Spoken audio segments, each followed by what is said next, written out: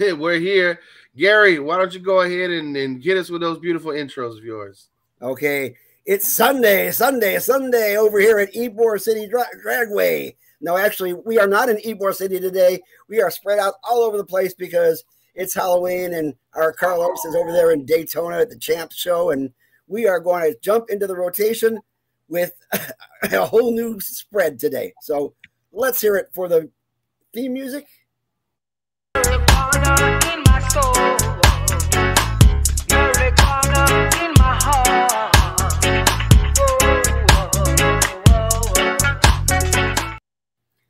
So let me introduce the team here. We have our Deputy Director, Carlos, who is not here right now. He is our Master of Business Administration and basically our token expat Cuban who does not eat meat. We'll work on that later. And to my left, your right, no, other way around, is our Executive Director, Chris Cano, normally above the Beltway, hitting him below the Beltway, but currently back in the Tampa area because we had a smash bang Halloween party yesterday. And just days and days of Halloween parties, a lot of fun. So looking forward to it. Absolutely. And of course, I'm Gary Stein, the political director here at Suncoast Normal and the Master of Public Health. And we are essentially, the three of us, because he's a Master of Public Administration, the Masters of Cannabis. And because it's Halloween, I thought I would bring on my masks. Okay, here we go. This is my first costume. I have two of them. Can anybody guess what I am? I'm the cannabis industry. Hey! Have you figured that one out yet? And here's my other one. I'm 2% of the cannabis industry. Okay. That's basically what it is. I mean, we have a huge industry which is colorblind. In other words, they're blind to anybody else who's not white. And that has basically been the way that the industry has been going, which doesn't make any sense because the populations that have been mostly affected by the war on drugs have been people of color. And have been essentially shut out from the industry, not just through politics, but also through economics. And in our case, in the state of Florida, our legislature. For those people who don't remember, in 2017, we passed SB 8A, which created all sorts of licenses for medical, even though we were still trying to figure out the licenses for the CBD only program, which had started a couple of years earlier. And we hadn't gotten all those licenses out yet. Well, the one license that they had offered to people of color, the license for people who were involved in the Pigford class lawsuit back in the 1990s, promised us in 2017. They finally put out the application in March of 2022. Not bad for only 5 years late. Only how many different changes of legislators, and yet they still went on with the same path. Well, one of the persons that's been following this in the very beginning, like myself, is our guest today, journalist extraordinaire from the News Service of Florida. Hi out to Jim and everybody else out there who I always bug when I'm over there as well. But this is Dara Kam. Dara, how you doing today? I'm doing great. I'm wondering if I can be the mistress of MMJ, if you're the master of cannabis. That absolutely works for me. Of course, you're in Tallahassee right now, right? I am. I live in Tallahassee and I work in Tallahassee, but I'm statewide. I mean, I cover statewide. And yeah, I've been in the whole cannabis situation. Are we allowed to swear on here? Or? Yeah, yes. Speak freely as you need to be. Because I swear like a sailor.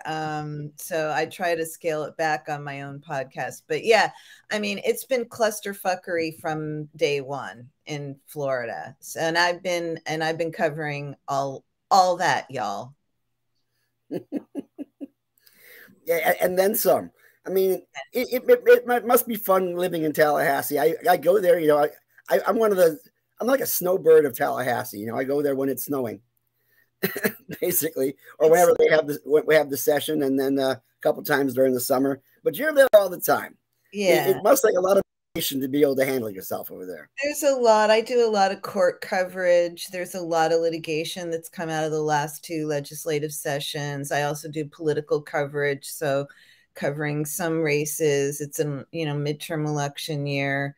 covering the in fact, I broke the news about the proposed constitutional amendment they're trying to get on the 2024 ballot for rec. So yeah, I'm busy. I wouldn't say Tallahassee is a fun place to live. I think where you are down in the Tampa Bay area, that's one of my favorite places to be in the state. My daughter lives in St. Pete, so I try to get down there as much as I can. But yeah, it's definitely a lot happening right now in Tallahassee, as always.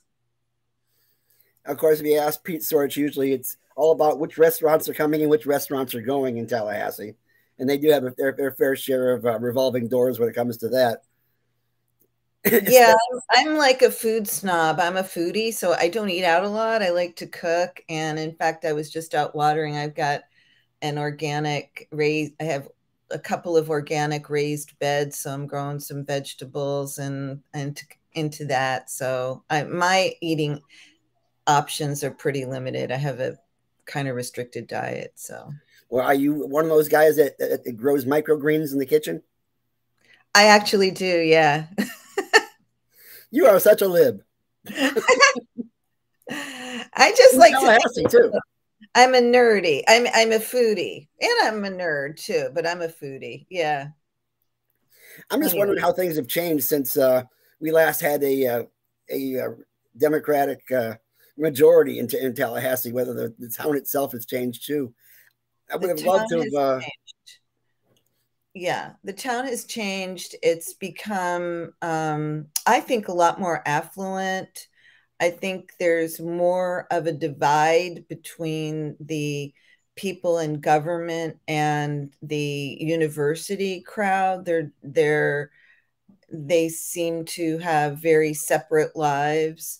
There's a lot of young, it's much younger. The powers of government, or the people involved in what we call the process, are much younger now than they used to be. You know, the governor's young. He's got a young family. First time we've had children in the governor's mansion, and I think 30 years.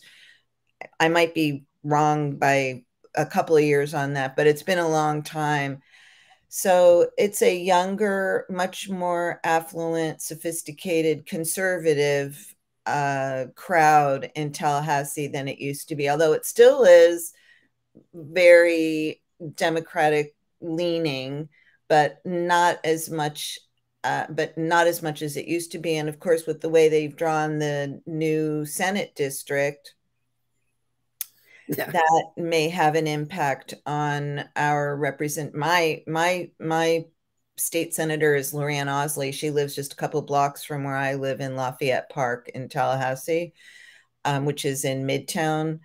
And, you know, there's a lot of talk right now. One of the most talked about races that actually is a race that could be a close race is she's being challenged by Republican Corey Simon, a former football standout. So Tallahassee's changed since I moved here 30 years ago, for sure.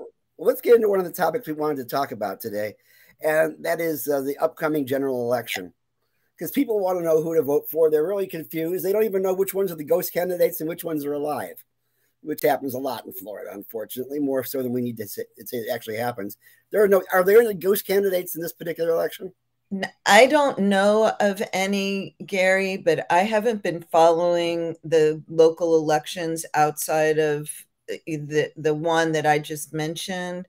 I'm not aware of any ghost candidates. I would be surprised if there were, given all the attention that it has been drawn to the one in Miami and the ones in Miami and the one in the Broder seat in Central Florida in Orlando.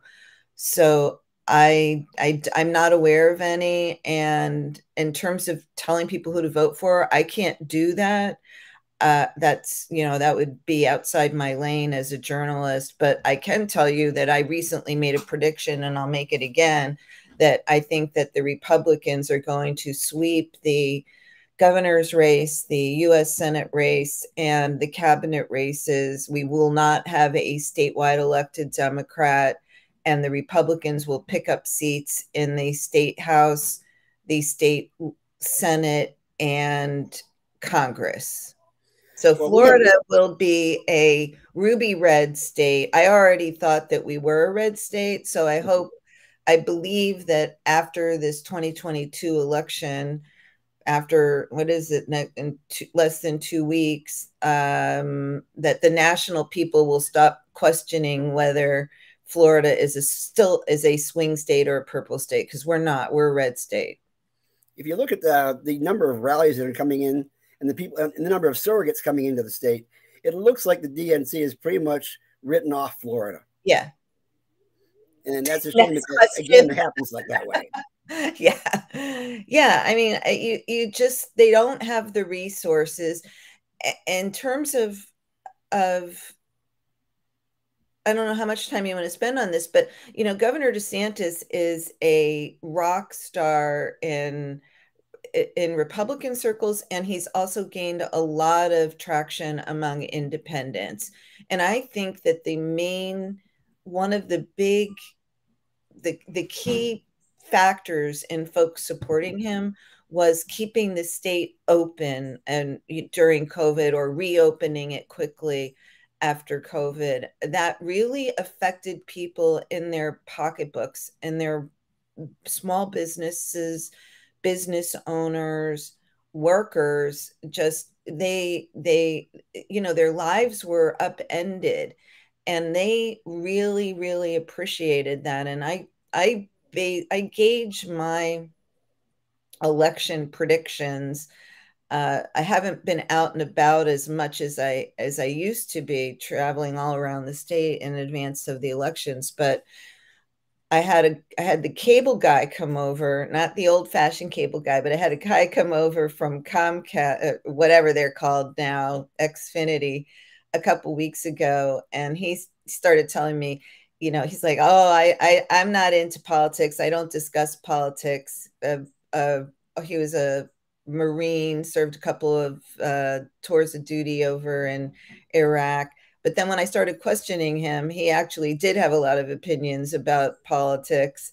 And when I asked him about Ron DeSantis, he stopped what he was doing. He looked at me and he said, "I love Ron DeSantis." And I thought, well, there you have it. That's just, your average guy, Joe Lunch Bucket. And this happens to me when I go to the gas station, when I go to Costco, when I go to the grocery store and I'm just talking to people outside of the bubble.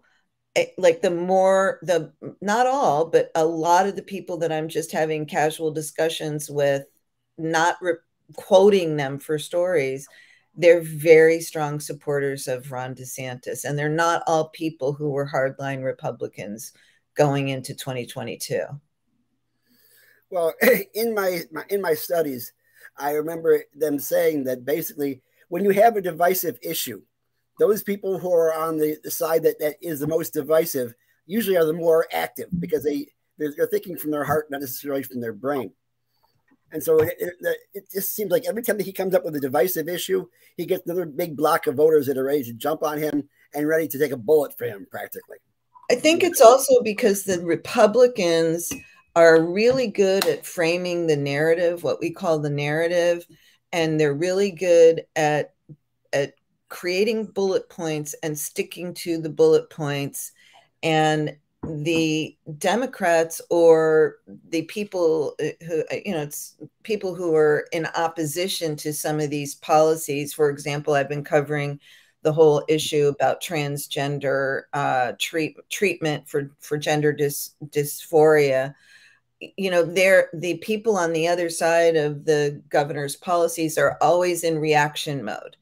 And it's very difficult to reframe the discussion when the governor is saying, we're not going to let people mutilate, we're not going to allow mutilation of children.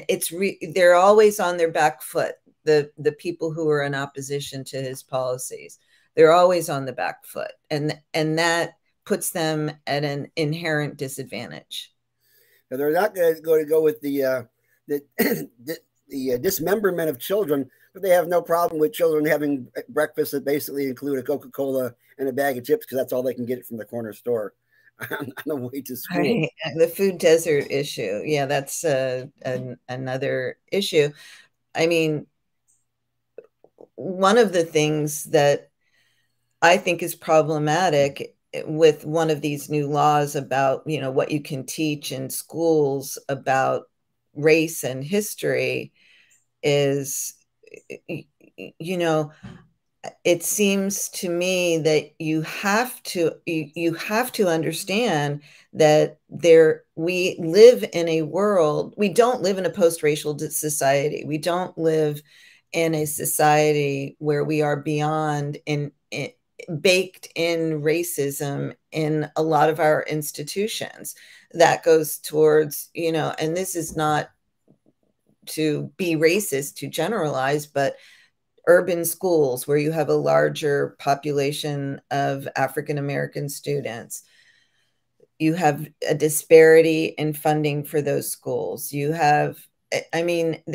can't talk about where we are today as a society without talking about how we got here. And I don't know how you can talk about how we got here without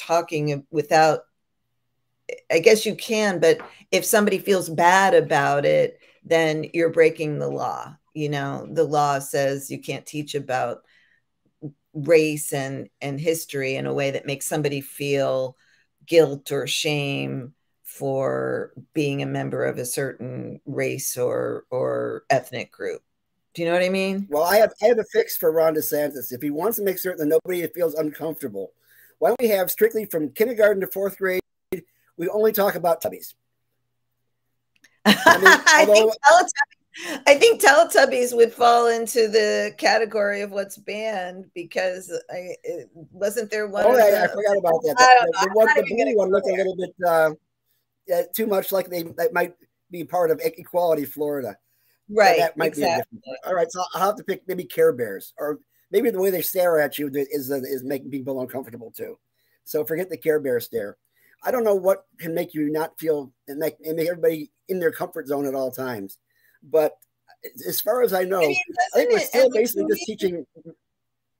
To me, I think like discomfort, when you feel uncomfortable about what you're talking about, that's a good thing because that means you're being challenged and you're having to question what you think you know. I think that's part of the problem with where we're at today as a society. We are now only seeking out the news that reinforces what we think we already know. And so it's contributing to this tribalism that we have where people will they only seek they only want to hear what supports their belief system. And that to me is a very dangerous thing. We need to be challenged. We need to be uncomfortable. We need to think about, to question whether we need to listen to what the other side is saying, not necessarily even think about them as the other side, but we need to be willing to be educated. And I don't know how you can do that without feeling uncomfortable sometimes. I forget whether it was Pope Pius III or it was Winston Churchill who said, "Those who do not study history are doomed to repeat it." It just seems to me that is the way we're going right now. It's for a lot of people, it's a very frightening time. I mean, we'd like to know what the real truth is. I mean, to be honest with you, the history that was taught in my high school, my elementary school, a lot of it was wrong. I mean, a lot of popular stories, news at one point in time was popular culture. So we learned about the Midnight Ride of Paul Revere, none of which happened exactly the way it was in the original poem, and George Washington did not cut down the cherry tree and yada, yada, yada. But this became our popular culture. This is the history we're teaching our kids. We didn't teach them the raw truth about what actually was happening, because that was not as entertaining at the time. And yeah, these things get lost to history. Yeah, I mean, but I think that you can't, our nation was built on slavery. I mean, we have to acknowledge that if we're going to be honest about our history, and like you said, if we're going to literally whitewash history as it was to a certain extent when possibly you and I were in school. Sorry, that's Max. He's our guest star today too. Hang on I'm sorry. Let me just shut my door and maybe that'll help. Sorry about that. Hey, Max, y'all. Just so you know, there were no cherries being planted in 1776. They came from Japan. I don't know if I actually learned that in school as a fact or not. I'm so old that I can't really remember what the lessons were. But I think that we do need to teach about, we need to talk about what really happened and what the long-term effects of that were. And if that leads to people, I don't think that necessarily means that it's intended. I don't think that's intended to make white people feel guilt or shame about who they are today, but it should make people question the actions of our forefathers. I mean, there's again, whitewashing of history seems to happen all the time. This is not new. I mean, we're still dealing with a lot of fallacies.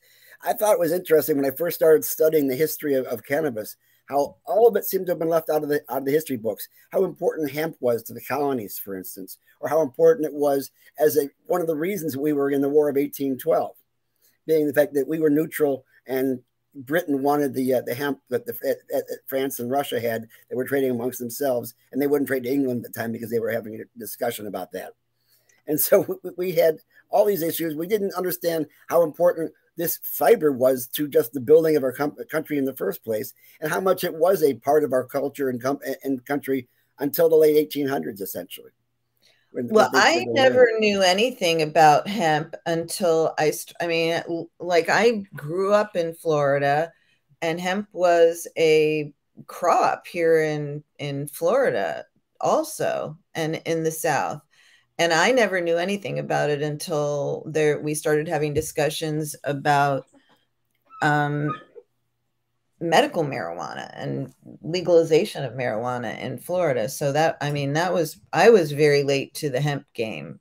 I mean, I had, of course, because I'm old and I was pretty hip back in the day. So I had hemp bracelets and I had, friends who had hemp clothes and stuff, but I didn't realize what the role it played in the agriculture economy for a very long time in our nation's development. I mean, with the exception of only a couple of legislatures, it didn't look like any of the ones that I saw when I first got there in 2012, and I started mulling around the Capitol, were all that much into hemp bracelets at the time. No, they still aren't, but they wear those red strings now, maybe they're done with the red strings. They're on to the next thing. Well, one of the things I brought you on here for, the mandala strings. There you go. I printed up this article, which I read because I like reading it off paper instead of screens. That's kind of my thing, being an OG. But you had a fantastic article in regards to what has been going on with the Pigford license, because everybody are constantly asking us, so when are they going to give out the Pigford license? For two reasons. Yeah, one, people want to know when the heck are minorities going to actually get a license, and we're not talking about Berner owning cookies, because the dude is a multimillionaire. Right. I don't really think he was ever affected on the war on drugs as much as everybody else who are trying to get into the industry. Right. But the other reason, of course, is they want to know when our program is going to change, because they're not going to give up those other 22 licenses they're still waiting on until they give out the Pigford license. Sure. So sorry, I didn't mean to interrupt you. Go ahead. No, not over to you so you can tell us what the heck has happened with the Pigford license. Why hasn't it been given out yet? And why did it take so long to get to just the application stage? So I'm assuming that we're going to just assume, because your listeners are sophisticated and they know a lot about Pigford, but I do think it's important to just put a little context in here. The Pigford license is supposed to go to a farmer who had participated in this Pigford litigation. It was named after a gentleman who was one of the plaintiffs in this lawsuit, the class action lawsuits, a series of them, against the U.S. Department of Agriculture for discrimination in lending practices back in the 80s and 90s, and which was really horrible. I mean, I think we need to really emphasize what a disadvantage these Black farmers were put in because of the federal government's discrimination against them.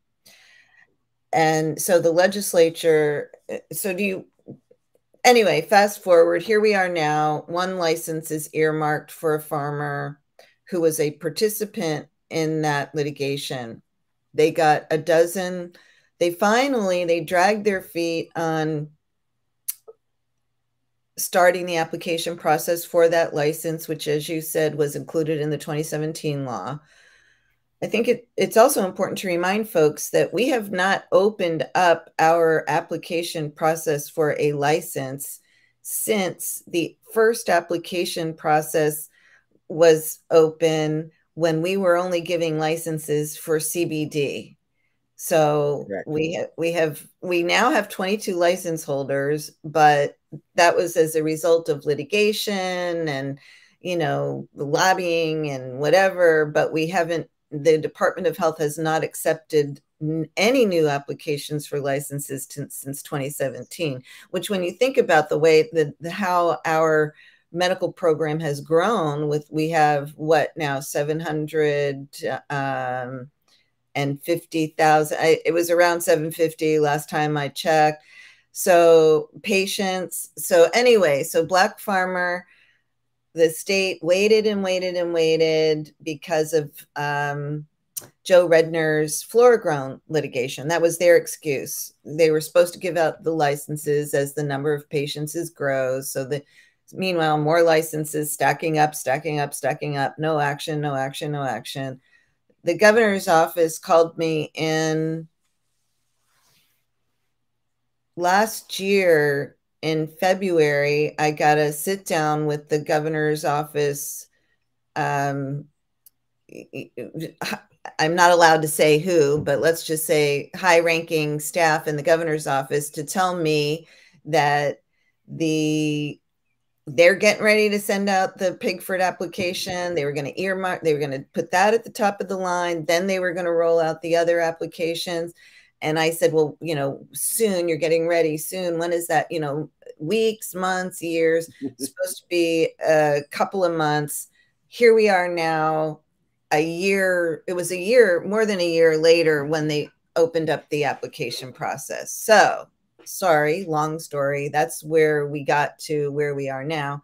A dozen applicants applied for the Pigford license.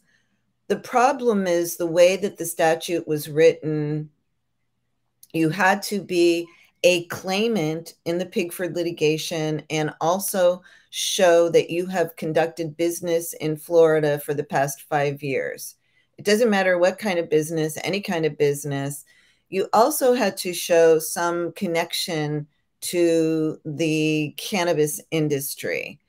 So it really does put the applicants in a bind. First of all, the Pigford applicants, claimants now, are getting up there in years. I think the youngest one that I've come across is in their 70s. So they're in their 80s, some of them in their 90s. One of them was 98 when she applied, and they're dying. So that's problematic. The other sort of problem associated with those applications is not all of them were able to show that they've been doing business in Florida, because they may have been doing business, but they weren't registered to do business as the law required. So just being eligible for the license was problematic, as I saw when I reviewed the letters of errors and omission from the Department of Health to the applicants.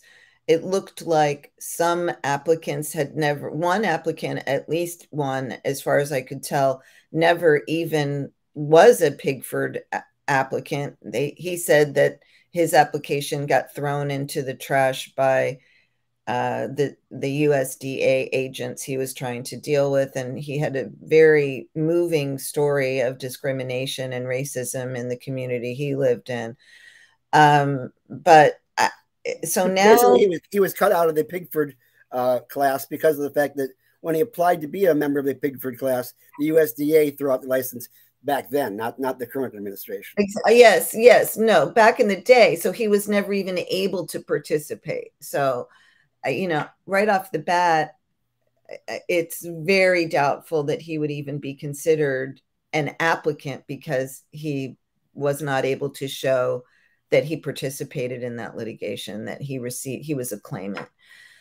So the department scored the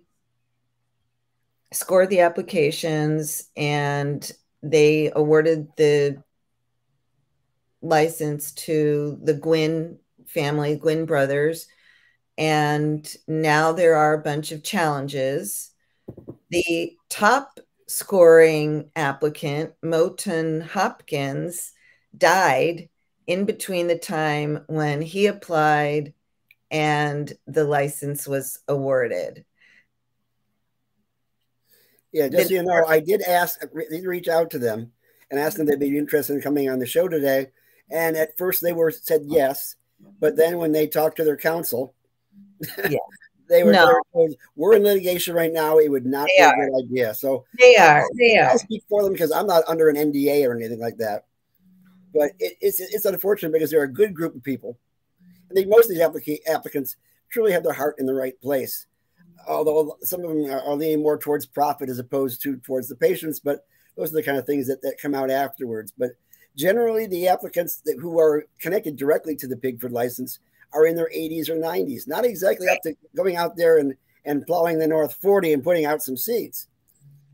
That's true. They're older people. But remember, when the first applicants applied, there was this, you had to be in nursery for 30 years, and you know, and you had to be able to show that you had enough money to operate, to build the infrastructure, which I think costs like somewhere in the neighborhood. You need about $20 million to be able to really get into this and do it right in the way that the state wants you to do it, because of the vertical integration requirement.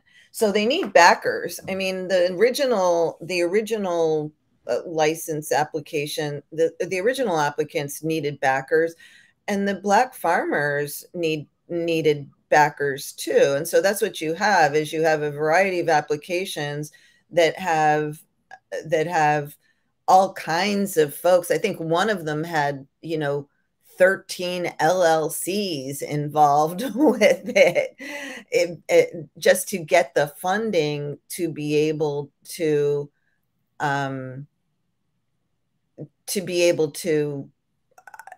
prove that you could actually operate. One of the applicants, I think, actually, very few of them, I think, actually did this, but one of the applicants who's now challenging used their own life savings to pay for the application fee, which was over $160,000, which is more than double what it was in the original round. So, you know, they needed to team up with some entities, which is normal in cannabis world. You know, nobody knows, none of these Black farmers know how to grow pot. None of them know are or have been operating on the kind of scale that we're talking about. Maybe one of them might have been. That wasn't the one that was the winner. The Gwynns, I think, also might be operating on that kind of scale. They have several hundred, maybe more than 1,000 acres, I think. So they could probably, I mean, not that there's going to be doing it outdoors, but I think the application for the Florida tree growers had some people who were old style cannabis folks who know how to cultivate in other states. But yeah, they have put that bar too damn high. You're talking about a group who were practically bankrupt when they finally got their money back in the 1990s. And now it's 30 years later, and they're being asked for $160,000 just to put in an application. And then they have to still have a $5 million performance bond. Where are they going to get the $5 million performance bond, which has to be put aside? And then you have to be able to build out, which, as Senator Brandes had said when he calculated it, on the average, you need about $40 million. Okay, I thought it was 20 million. So put together a vertical license, because you have to do absolutely everything from cultivation all the way to distribution and sales. Yeah, and that costs money.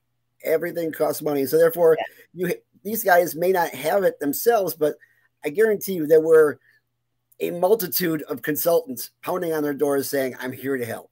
Oh yeah, I mean, not only that, but the consultants actually scoured the Pigford litigation to try to find Pigford claimants to recruit them to apply. I mean, I know for sure that happened, that the lawyers who do these applications, who were teamed up with some of the investment groups, they went I think they even found one in Alaska. I mean, they went all over the country to find these folks. And there was no requirement that they had to be have farmed in Florida in order to be eligible, but they also had to be someone who could show that they have done business in Florida for 5 years. And that's the problem, is being the Pigford claimant and having that 5-year history in Florida. Some of them, that was difficult. It was really hard for me. I don't know how much information you got from your sources and how much you got from the applications, but most of the applications were heavily redacted, including the Gwynns application. There's nothing really on there that you can see that tells you much about who they are or who their partners are. So I know you wanted to talk a little bit about that. Yeah, well, that's where the Fifth Estate comes in, because we have to have somebody to get out those details, because I'm sure a lot of people want to know, are they following the money? Yeah. Are they actually getting in partners that are in legitimate businesses, let's put it that way, and not legacy businesses? I've been requesting that information for months now, and I requested the applications. When I requested the score sheets, I haven't received them, although I did get them from a source, not from the department. I requested the applications. They referred me to the applications that are posted on their website, which are all redacted. So I don't, I think we're going to have to take them to court like we did last time, because Michael Barfield from the Florida Center for Government Accountability ended up suing, and they had to show their, I want to use the right word, capitalization table. So they had to show who their investors were. Right. And that we're still waiting for in this round of licensing, in this Pigford round. I can tell you, I put in a FOIA request back in 2018 because I was concerned about the number of patients that were coming in, and how many were actually active, and how many actually put in their application but never completed it, and then try to figure out whether they were inflating their numbers. And I just got an answer back about 3 months ago saying, "Do you still need this information?" For patients? Yeah, it was in 2018. I wasn't asking for the names of the patients themselves. I was just trying to find out how many at that point in time actually were active patients, as opposed to the people who just put in applications and then didn't go forward because they couldn't afford the product or couldn't afford the doctor visits, that kind of situation. Right. And it took 4 years for them to ask me, do you still want this? Because we're still looking into it for you. Holy shit. That's Florida's FOIA system. And then if you say you do, they're going to charge you $15,000 for it. Yeah. Well, the word F in FOIA does not mean free. That's that. But Florida is free. Yeah. Which we have to pay anything. Yeah. All right. So anyway, so the Gwynns got their intent to approve the license. They haven't been awarded it yet. Right. That's right. What's the holdup? The holdup now is there's been a bunch of challenges. So I don't know exactly how many challenges, but I actually I do, but I forgot to double check because I do have copies of the petitions. They're not challenges. They're called petitions seeking to get the, saying we got scored higher. So, for example, the petition from the Hopkins application, they're claiming that his son, who was a part of the application, is an heir to him, and and the Pigford litigation allowed the assets from, or the settlement from the Pigford litigation to be transferred to heirs. And so as his heir, he should be the license. They should still get the license, but the department wrote back to them. So let me stop with that one specific. So they losers petitioned the Department of Health saying we should get a license. We want a hearing. The department responded back saying, no, you need to show a matter of fact that is disputed, and then you can get a hearing. But here's why there are no disputes. And they gave them until November 9th to respond to those letters. So these petitions, the lawyers will be redrafting why they think they need a hearing to determine that they need a license or deserve a license. So they'll get those in by November 9th. Then the department will review them. They'll either say, no, go pound sand and you're done. Or they'll say, okay, you might have some point here. We'll have an internal hearing, or we'll have a hearing at the Division of Administrative Hearings. And like we did back in the day when we went through all that with a lot of the other applicants in 2019. Yeah, we had a hellbrand for administrative law judge for that one. Right. I doubt that we had John Van Lanningham and David Watkins, I think, were the two judges. Absolutely. Well, let me ask you a question. The application itself, did it put anything in regards to ownership and with rights of survivorship in regards to the qualifications? In the application itself, I don't know, because I haven't seen the application.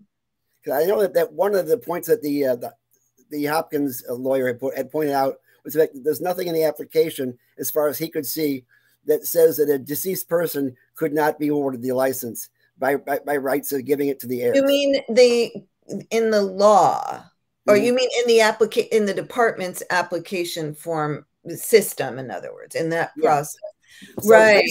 Can a dead man tell tales here? But the department. Well, there was another applicant who already had died. The Pigford claimant already had died, and one of his heirs was moving forward with the application, and they told him, no, the claimant has died, and so you're not eligible. So the department has determined that if you're dead, you're not eligible. I think there is a legal I know there is a legal argument to be made whether that's the case or not. That for sure will be litigated, especially because Hopkins was the highest ranking scorer. Yeah, I mean that in itself has got to be a real head scratcher. But when I saw that thing that says that you don't have to be alive necessarily to get the license. Well, it's hard enough if you're alive to get this thing going off. But Yeah. being dead, you got a lot of things up against you. There was a lady there who's now 99 years old. They really expect her to be able to be viable up until the time that they're finally going to get the license and start cultivating. Right. I mean, that's the problem. That is part of the problem, is these folks were already way up in years when the application process started. And whatever the challenges are now, in addition to Moten Hopkins, who died in between applying and the award of the license, while these challenges are going on, how many more of them might die? Like, for example, 99-year-old Leola Robinson. Right. Yeah, I don't think that she's going to be actively involved in the company, regardless of whether they threw it out. But I think a lot of these people are looking back at the previous application process and saying, the losers all got licenses anyway. Right. That's right. So the state gave them an incentive to challenge. Essentially, and I heard it was all the losers who were challenging it. Each had their own individual reasons. I think it probably is. I'm sorry, Gary, I just don't have them in front of me. But I think you're right. I thought maybe there was one that didn't, but I'm sure you're right. And of course, if you get an applicant who's not ready to cultivate and process and package and distribute, chances are they're not really interested in building up the infrastructure as they am into just selling off the license. This is what happened in the last round. Most of those applications that got licenses through the administrative law judge ended up selling their license on the acquisitions and mergers market. And but I know, and you and I talked about this a little bit the other night, but I don't know why it would be a bad thing for the winner of this license to flip it, because there's no restrictions on the other license holders. So why would you put a financial barrier on folks who are, the whole purpose of this is to try to level the playing, I hate that. I'm not going to, but to try to introduce some equity into, this agricultural endeavor, when there's been so much inequity in it over the past, forever. So why would you say, all these white applicants, you can sell your license the second you get it, as long as we say it's, as long as we, Department of Health, approve it, the transfer. Why wouldn't you hold the Pigford license holder to the same standard, Gary? I mean, if you go back and look at some of the speeches on the floor of the House when they were working on SB8A and talking about how this needs to be a Florida industry, and that's why they had the citrus preference thing thrown in, because we want to help out those poor Florida farmers who have not had a chance to utilize their citrus bullshit because of all the dying trees, of course, and that was not the case. And yet here we have people who were qualified, they got their licenses, and then they sold them out to people who were not qualified under the original rules. I mean, they were selling it to Canadian companies right from the very beginning. And I don't think people in Canada, they might come here for a couple of months, but they don't actually live in Florida and grow things in Florida. But I think they'd be newbies. They'd be the snowbirds coming in. But I think it's a little naive to say. I mean, I think what it was we're going to give these 30, these old farmers or people with long roots in Florida, we're going to give them the opportunity to capitalize on this. And that's what they did. They capitalized it by flipping the licenses. They didn't capitalize on it by investing in when I say investing, I don't mean literally investing, but by establishing a foothold as a Florida business owner and as a Florida producer. I mean, they just gave them an opportunity to be the first in line to make money. I mean, that's all that they wanted to do, and that's what happened. Well, we're talking about, there was only 2% black minority ownership, I should say, in the country right now in regards to the cannabis industry. and yet we have a license which was so hard to get, and we're seeing numbers like 22 million possibly to sell possibly to a marketing company who may or may not fit any of the standards that have been put in place to have a minority social equity license. So if a non-minority company buys them out, how is that forwarding the cause of social equity? I'll grant you it gets rid of what I would say is a tokenism license, because you're only talking about one cannabis millionaire out of all the minority people who are possibly affected by the war on drugs here in Florida. I think at best what it does is it gives in this instance, it is a Black farmer. It is not, Black or Hispanic. They had to be a Black farmer to participate in this litigation. So in this instance, it gives a Black farmer with ties to Florida the opportunity to make a lot of money. That's all it does. It doesn't help minority, it doesn't do anything to increase access to minority patients, although they do have to have some language in there about what their plans are to reach out to patients who are minorities. I haven't even seen, I don't know if you have access to the data. I'd be interested in looking at it to see what the breakdown, the demographic breakdown is of the patient population in Florida. I don't have a spare $10,000 sitting around, so I'm not asking the department, or 4 years to wait. So I'm not asking the Department of Health for, I rarely, that's a whole nother discussion, but I think that's what you can say at best. This administration and this legislature is not going to put anything in statute that requires a certain, like, quotas for a certain number of minority employees or minority, access. I think the whole issue of minority access to medical marijuana, I mean, people hold seminars and conferences on this. It remains very problematic. And I don't want to, say that it's not that all Black folks are poor, but if they are overrepresented in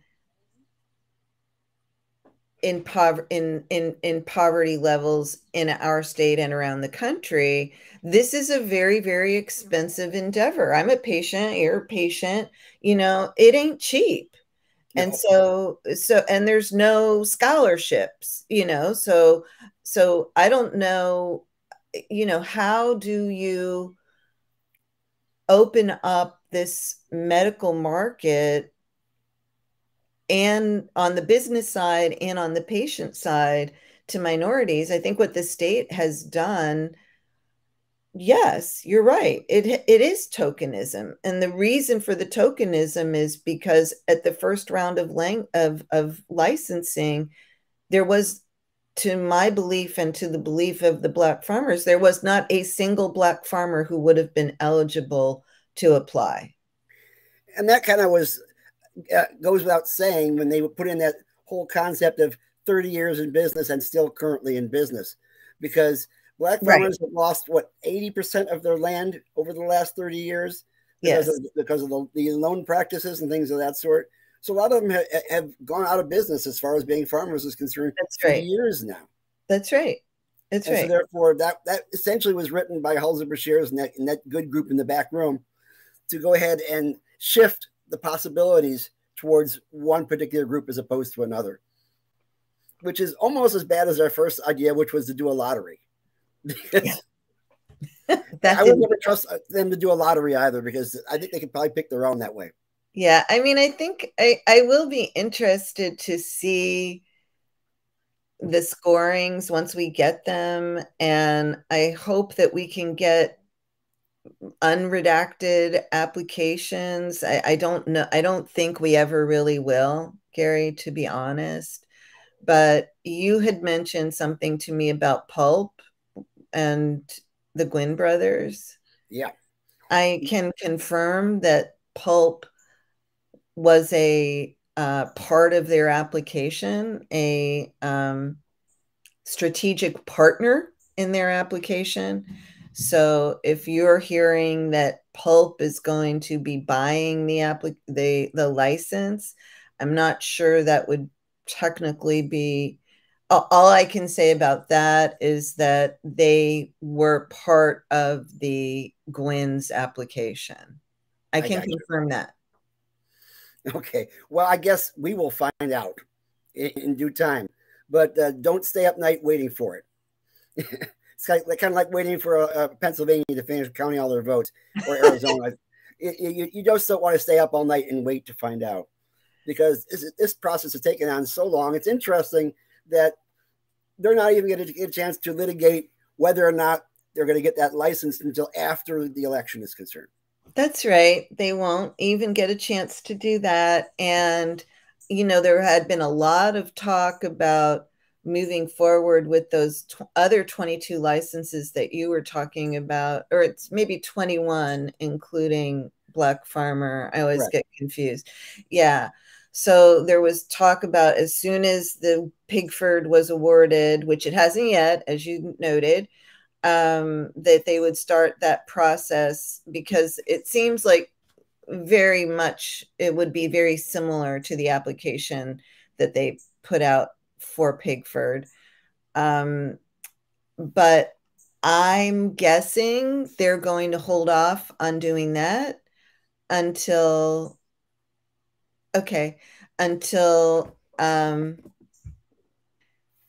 sorry, I got distracted by the chat. He's telling me to shut up, so I'm going to shut up. So I don't think we're going to see. I don't think we're going to see. We're going to see the new license application batch started until this other litigation is wrapped up. That's and the way that the wheels of justice grind, which is very slowly. I would generally say that we're probably looking at next summer at least, before even the application appears. But it's a long time. You didn't hear that from me, okay? That's just what I've been saying ever since they originally said, "Hey, we're going to have 22 licenses given out this summer. Better get going now." I mean, we actually had to put together an amendment last session that actually said that if you don't actually cultivate within the first 2 years of your license, you lose your license. I wrote that, by the way. Oh, good for you. Well, because I wanted them to get off their butts. And look at that. We've got Jungle Boys in there now. We got Cookies in there now. People realize they're not going to wait, hold off until rec comes before they go ahead and actually put together this market, which is good, because I think that kind of competition, even in a closed market, helps, because we have too many inactive licenses, even within the 22. And I agree. Now, Dara, you are on you have your own podcast. Yeah. Dive Deep. Is that correct? Deeper dive with Dara Kam. Yeah, I'm the deeper dive diva. Okay. Alliterations aside, because I can't even do them today. I love alliteration, as you can see with the title of my podcast. And you can find it on Apple, Spotify, the other podcast platforms. And we actually had Kim Rivers on once, so you might want to take a look for that one. You might find that interesting. CEO of TrueLeave, everyone knows that. She tells us what her favorite products are, so that might be a little thing to listen to. And yeah, and it's also, we have an industry which is not acting medical. That's another issue altogether, because a lot of times those favorite products have nothing to do with what works best for what disease or what condition, or whether it works better for migraine headaches versus Crohn's disease. We don't hear any of that. All we hear is when you go into a dispensary, "Oh yeah, that'll knock you off your ass." Well, I don't want my ass knocked off. I you know what? I was talking to somebody who's one of the owners of one of the currently licensed MMTCs, who came in from another state or possibly another country, and and he told me what we have is a veiled medical program, and I think it's right. I think he's absolutely 100% right, because everyone knows if you've got $300 or $199 or whatever they're charging now, you can walk into a doctor's office and you can get a medical card, and if you've got enough money, you can go into an MMTC that same day. And, or wait, no, I think it takes a couple of days. And then you can get, within a week, you can start buying products. And pretty soon, I don't know if this is going to actually happen, you might be able to get your munchies right next door at Circle K if Rise gets their way. I think they've already come to reality as far as that's concerned, that it doesn't match any of the regulations we have in place right now. Well, you won't be able to get it inside Circle K, but they might be able. No variation has been put in. No variance, rather, has been applied.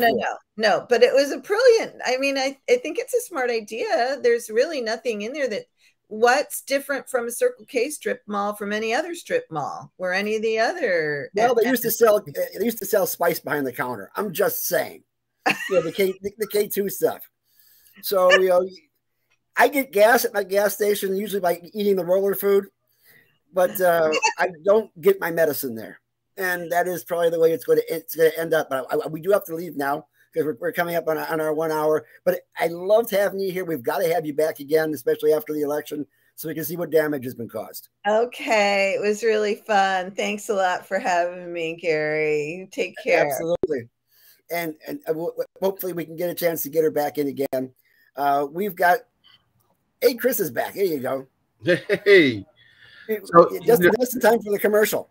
Well, I think it's important that folks be a part of this movement. They join Suncoast Normal so you can become a member. And there are great benefits to being a member. Besides getting 25% off at Chillum, our members actually going to get free admission to the Best Blunt in the Bay rolling competition.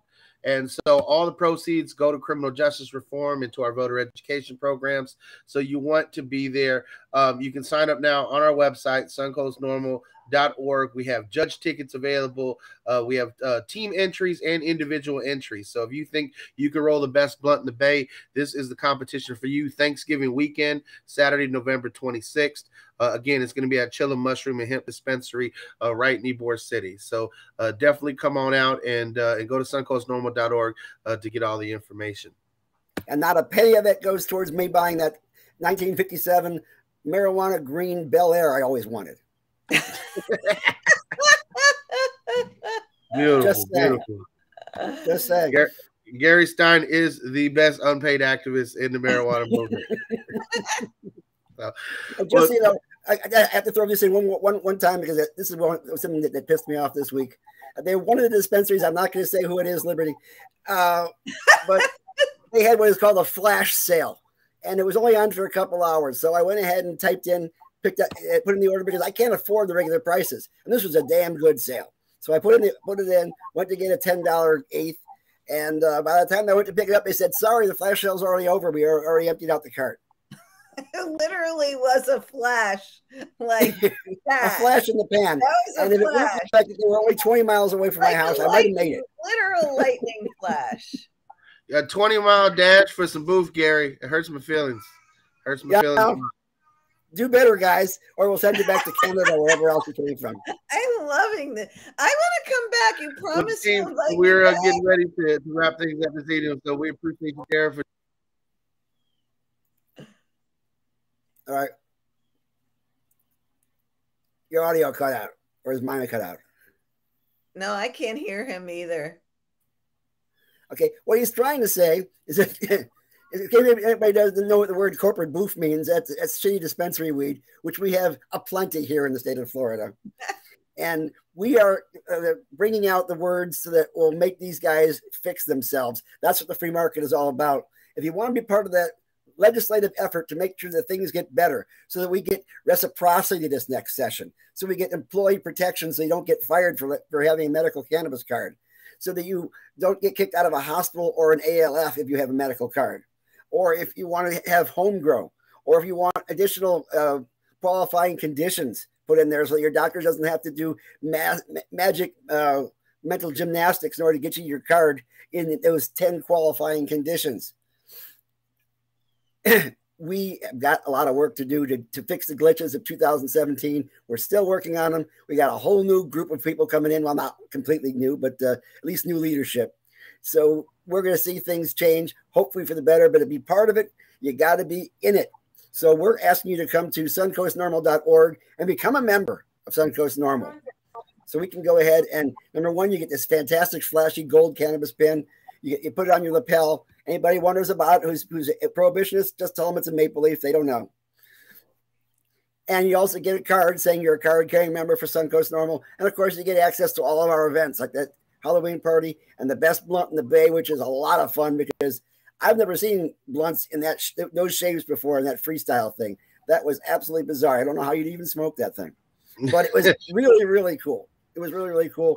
And you are supporting a great cause. And when we go to Tallahassee, you're going to come up with us. You're going to be with the rest of the groups at those press conferences. And we're going to be in the faces of the legislators saying, we're here to tell you as your constituents, this has got to change. And here's how. And you can be part of it. Join. Indeed. Well, we will catch everyone next week in the rotation. Happy Sunday, y'all. Yep. Go back to church.